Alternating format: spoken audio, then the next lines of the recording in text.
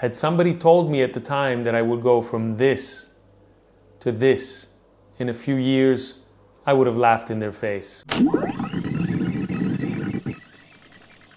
20 years ago, I came across a movie that changed my life forever. Okuribito, I hope I'm pronouncing it right.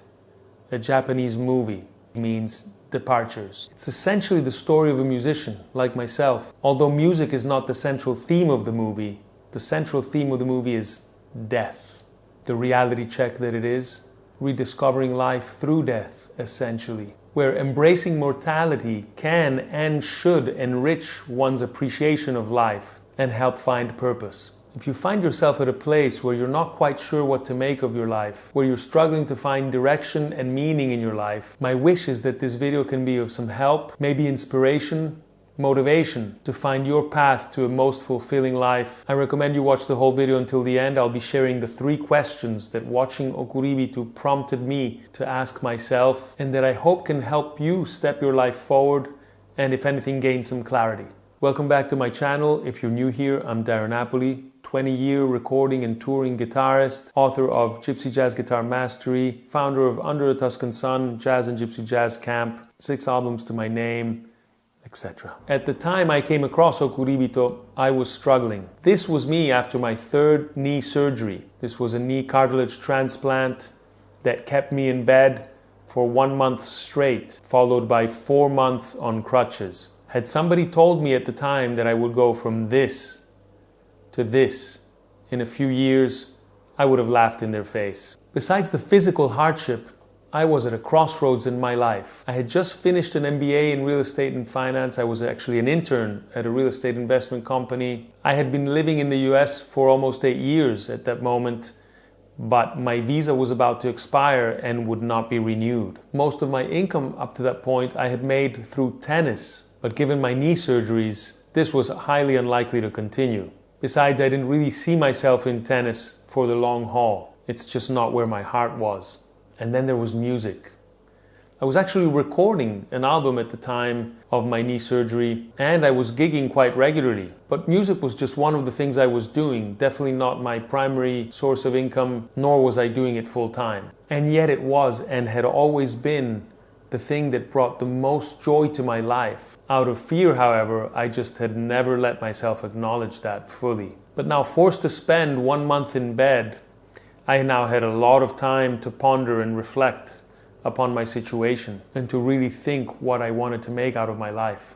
With no premeditation or plan, my days consisted of countless hours of practice and preparation for the album I was recording. I found myself playing guitar 12, 13, 14, 15 hours a day while laying in bed with my knee locked up in the CPM machine, and occasionally I would just collapse out of exhaustion. Keep in mind I was laying on my back 24/7, so it was not a very comfortable position, and I was never somebody who really slept on my back, so I would just really collapse out of exhaustion. But when I was awake, I was basically playing guitar all day. And just like when I was a kid growing up, I had to realize and acknowledge once again that I never got tired of playing. And even to this day, playing guitar is something that I simply never get tired of. I take my breaks, of course I'm careful about injuries, but if it weren't for fatigue or risking physical injury, psychologically, mentally, I could play guitar all day. And it has always been that way. And then came Okuribito, which hit me like a ton of bricks and made me realize that there was no time to waste. As we all know, but often overlook or forget, it's just simply that tomorrow is truly not guaranteed. All we truly possess is the now, those micro decisions, sometimes hundreds of micro decisions that we make throughout the day, throughout our weeks and months. Each moment of our day is one micro decision after another, in the now, in the moment.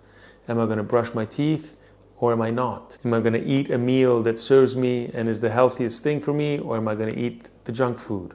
Am I going to think a thought that is empowering, or am I going to allow the disempowering negative thoughts to creep in? Am I going to delay gratification for a better future, or am I going to cave in for instant pleasure? I'm simplifying, of course, but if you think about it, each moment of our day is a micro decision that we make in the moment, in the now.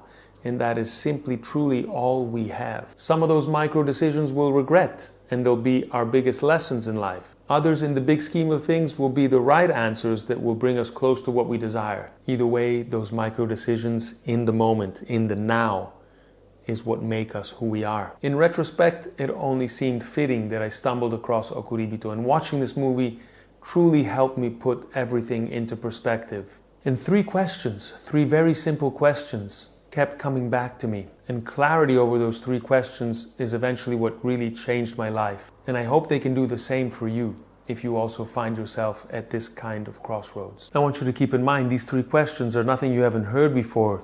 They're nothing magical. But as simple as they are, I want you to really take the time to really let those questions sink in. Really let the energy of those questions settle inside of you before you come up with definite or definitive answers. The first question, what would you do for free?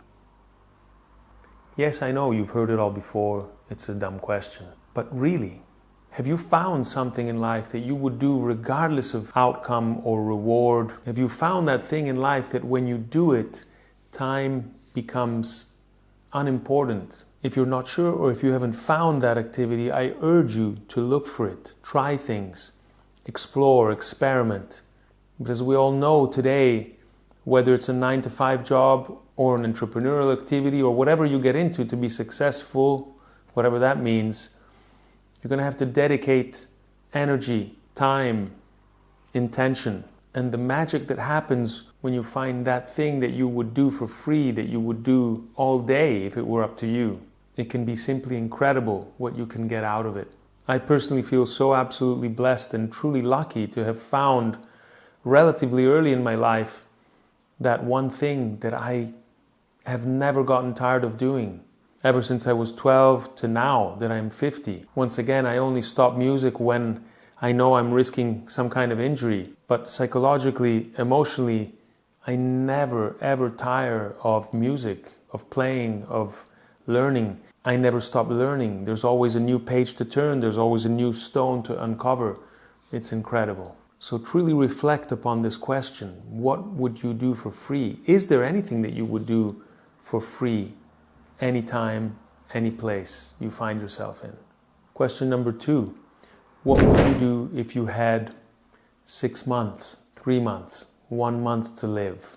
I know, once again, it's nothing you haven't heard before. But going back to my knee surgery, for the very first time in my life, I realized I was not in full control of my body. In fact, my body was more of a hindrance than anything else. Having played college tennis and been active my whole life, being in bed for 1 month straight felt like a death sentence to me at the time. And I felt like I could relate to people that found themselves truly on their deathbed. And it truly made me realize how everything in life is so finite and limited. You truly never know when it is the last time that you might be experiencing something. When is the last time you might be seeing someone? Every single instant is so precious because it really truly might be that last time. So ask yourself, if you really knew that you had a specific, very limited time available to you, how would you spend your days? What would you be doing? And truly be honest with yourself. I know for myself, for a fact,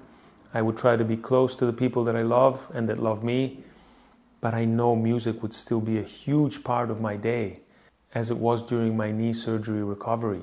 It's just that thing that gives me so much joy, infinite joy, any and every day of my life. And question number 3, sort of twofold. How could you transform what you love doing so much into a vehicle that creates a sustainable way of life? In other words, how could I make a living out of it?